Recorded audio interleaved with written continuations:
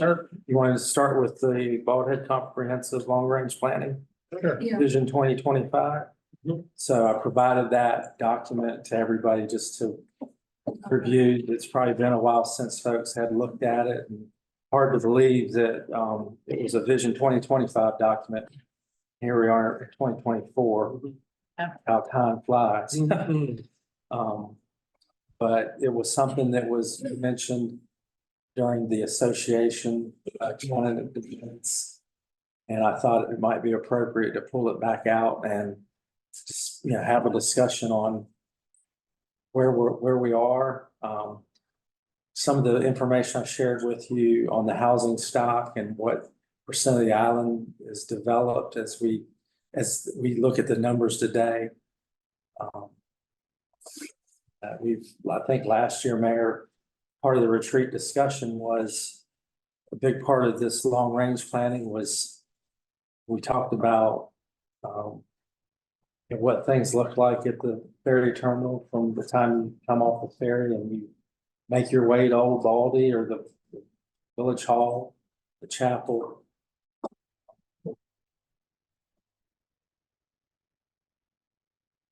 Yeah, I was just scrolling this right now. I think enough, when I think of the long range planning. I think the one thing, if you did look at the letter that I sent out the other day, I mean, we've tackled a lot this past year. And so much of it is geared to that agenda, generating a lot of activity for the longer end. Most of the items that we did do are not going to be completed, for years. And so, when we're talking about long range planning, I'd like to, have us look at, maybe we discuss it further, but later, but look at, see how much the 2025 plan actually gels with what we've been doing. And whether we're actually knocking any of this stuff off and also realizing, things that we're doing, aren't going to be realized for years. But I'd love to think that we're putting together the format for the next council and one after that, much like they were doing in this case. And maybe we need to do 2025 plus, revision of this and actually Or a 2050. 2050. Yeah, let's do 2030. So, yeah, I'm teasing. I like 10-year increments. Yeah, I mean, long range planning is 10 or more, but Yeah. this one I'll say was done really in-house. Mhm. I was driven by former councilwoman Kit Yeah. Adcock, Right. that, with everything we have going on right now, I don't know when the appropriate time is to do the update to this and how we go about doing it. Vis-a-vis, there's groups out there and Jay's not here. Zach, you might, Karen, maybe working with the Cape Fear Council of Governments. I think that's something that they could help facilitate at a very reasonable cost, and it's not that significant of a project for them if we reached out to see if that might be something they could help us with. And to facilitate that and to handle the public input process. Chris, it may be worthwhile on the UDO, the RFQ that we're putting out for the UDO to consider whether a firm that does that might be well positioned to consider this kind of work too. So if perhaps we look to fold that into the budget process. I'd also like to see, us as a council actually take on a portion of this similar to what they did before. That I think, looking at, holistically, looking at what Zach's been doing, looking at what Jay's been putting together, the whole AIA thing. There's so many things that are interconnected financially, long range planning, infrastructure and everything that to, look at how those things interact with each other. And, you know, growth, even the stuff that Chad was talking about, turning over properties and what Scott was bringing up, well, if you're turning over properties, is there a time that we start looking at how we limit the size that we're gonna get? And I think those are questions that are coming up all the time, you know, on the island. You know, how much of the island is out of control and how much of it needs to be brought under control? And how many things we're doing now are actually doing that? And how do we do, you know, tie all these things together in one storyline? Because we may find that some of these things we've touched upon, but there's maybe some that we haven't really. You think about plans for improving island-related transportation. And I'm thinking Well, we talked- intermodal. Yeah, but we talked about that with Brian when we were doing the master plan. That was the you know, we Yeah. talking about how do you do, Right. you know, how do you build out the way we are and think that we're gonna have the infrastructure to handle that many more golf carts? Well, the parking, I mean, Parking. the parking at the ferry. So I think, you know, I think a lot of the issues are right here. I think we've actually talked about them further a lot of times, but Do we have access to the 2010? Yes, Because I it can- would be kind of interesting. Yeah. I was on part of that, and they were, I have, had small groups and yeah, had topics. I have a copy of that. I can- Yeah. I mean, that just might be interesting to see Yeah, what's still a concern. in a general conversation about this, I mean, this one was done in 2017. And I'm pulling it out now in 24, kind of figuring out, oh, what was in here, you know? And I really, you know, anything we do at this point, I'd love to see it actually be a living document that is constantly referred to and adjusted and evolving, as opposed to something that gets on That the gets shelf. done every. They get once in a pulled while. out elections, things like that. Right. Because I think we are right now, you know, I think we're putting together different mechanisms for planning, you know, between the AIA, our financial planning, that should be evolving with this. All these things got to be interconnected. Well, this one had a tough cycle because it had COVID. In the, We need, right? we need COVID again, just so we can all hunker down and do something. Yeah. Yeah, You reminded me though too of all the work with the Commercial Area Planning Task Force and the outcome or product of that. That would be very, I think, helpful with this. so I think just doing it as, turning it into existing condition analysis was a really good clue as to some of the issues that we need to deal with.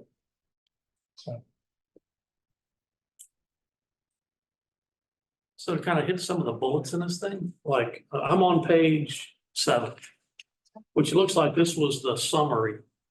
The committee's summary of what they gleaned out of the various questions that were asked and the feedback they got. So number 1, develop educational programs for all stakeholders. Now, to me, village government can only go so far with that. Right? I think it's the role of others to provide like when it comes to environmental education, that to me seems like that's right in the Conservancy's wheelhouse. Right, historical information to me seems to come to Old Baldy's. Right. In the Old Baldy's wheelhouse. General communication about, you know, the building process, the ARC, that's the association's wheelhouse. So I want to be careful that, I mean, some of this stuff looked like they were trying to put a lot of the stuff on the village, and I'm like, wait a minute, Yeah, that's no, really a village function. yeah, I think that, you know, this might be a real good time to start looking at how are all these things interconnected and. So you know, when Chris is meeting with his counterparts, when you're meeting with your counterparts, let's bring this out and start talking Right. about. Instead of going and having this, doing another survey in 2025, 26, 27, and have the same stuff brought up over and over. Right. Right, I think there's solutions that we just haven't totally sought out yet. And some of these have been done. Yeah, oh And- yeah, and some of several, these several of are them, yeah. Things that don't have an end to them, Right. like under public safety, for Mhm. example. we stumbled on, improving island medical care options. We had, Dozier over here, but, there just wasn't enough business to, for them to keep that option open. Fortunately, Lou set up shop, which has been Yeah. helpful, but Josh and his team, do most of the I rest mean, of it. that's something that's been, we're talking about now. I mean, Yeah, the school has certain requirements they have to incorporate into their system, into their operation. And I've met with a couple of people that they brought in and have been talking to Cherie about other medical programs that need to be brought on the island for the school. And how can we use the school to integrate things that the villagers might need? Mhm. And that goes back to the same thing with education. How do you get, the association to be working on something that we all catch? So these should be community things as opposed to village things. Mhm. Yeah, and Scott and I were talking at one of the breaks about communication. I mean, as much as we've improved communications, and Karen, you're doing a great and fabulous job. Perhaps there's still some shortcomings in what we share and how we share it. And let's take a deeper look at that. At the same time, ensuring that we're not speaking for somebody else, and that's.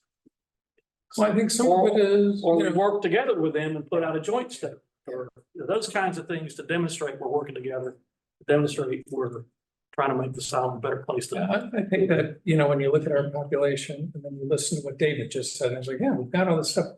And people aren't reading it. Yeah. And so if they're not reading it, it's not being communicated. So there's gotta be, we have to be looking at taking some of Kevin's stuff, maybe changing the venue a little bit. And maybe that's, maybe it's us working with the association to hold different events. And so that stuff come out. I don't know.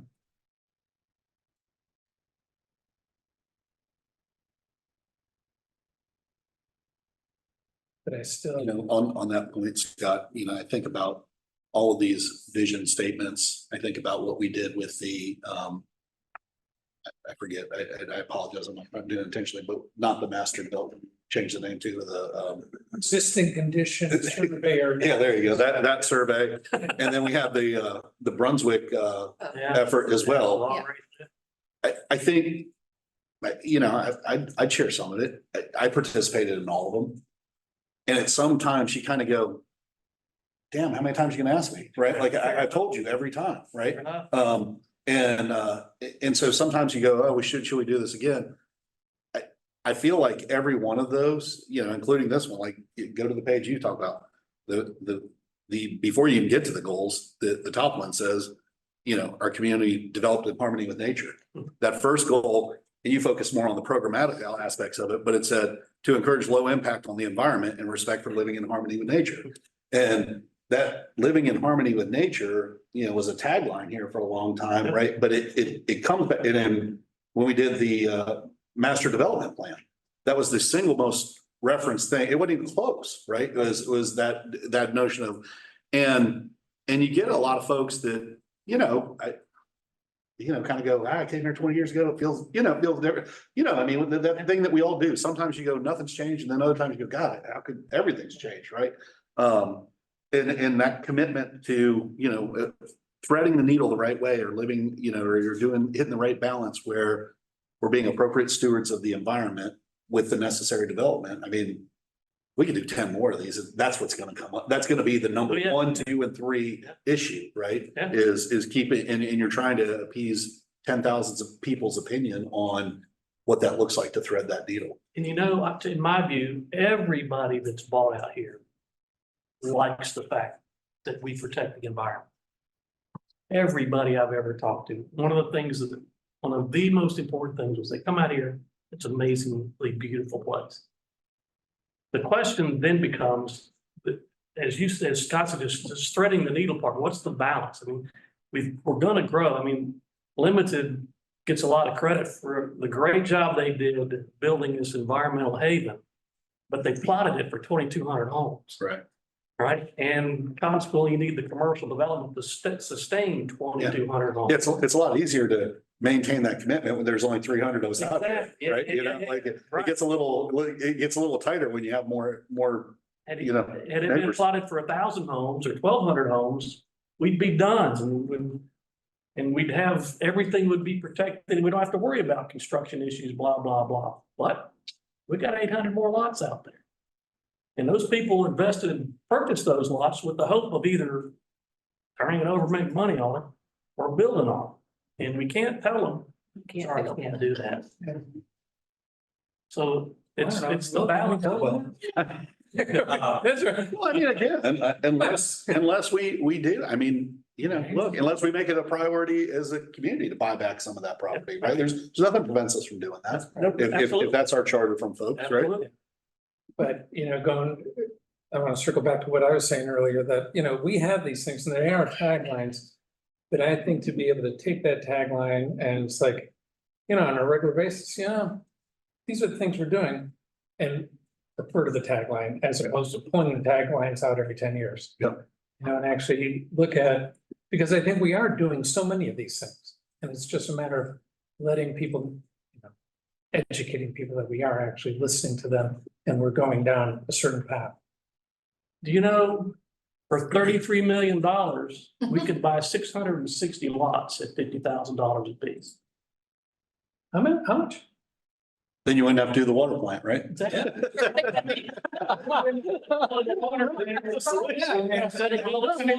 what I'm saying, like, it's not out of the realm, right? Like, that you say, look, if that's the commitment, do you want to spend 38 million on a water plant, or do you want to say like, Well, like I showed you in the housing stock map, that one property owner built his house and he bought and donated 10 surrounding properties to sell yeah, in the Cape Fear Station. Yeah. Well, let's be careful, because he's donating it, but it's like they all happen to be right around his house. He Yeah, just built this wall. right. And he- Compound. Yeah, But he So- can do so it. Cleveland but he can do it, is yes. well- And he still now owns those Right. houses which will never be built on. That's right. And if we can encourage more of that. Yeah. I mean, there's things that could be done. Where we don't have to build capacity for a $650 million gallon a day wastewater. Except that we've already, well, right, we don't have to bill up to 650, but we gotta do something now because we've already hit our mark. That's right. But isn't it, didn't Leland buy a bunch of land? Who bought land recently? Didn't Leland buy some land and set it aside for irrigation? I thought somebody did, somebody around here did. I thought it was Leland. Leland's grown. I know, and they were worried about overdevelopment, so there was some land that was bought, I think, unless I dreamed it, and that's possible too. And I just wanted to chime in, Councilmember Thomas made a good point that anytime you undertake things like this, right on the heels of things like the Brunswick 2040 plan or the commercial planning effort, you do want to be careful that you don't create counterpoints, because all of these can be considered in development decisions. It can be pointed at as evidence of things that somebody wants to justify or not justify. And so we do want to, I think, be careful undertaking things piecemeal. Yeah. That came up, that's come up with a couple of like the planning board meetings where folks have, you know, pointed to certain things as maybe being inconsistent with goals. Yeah.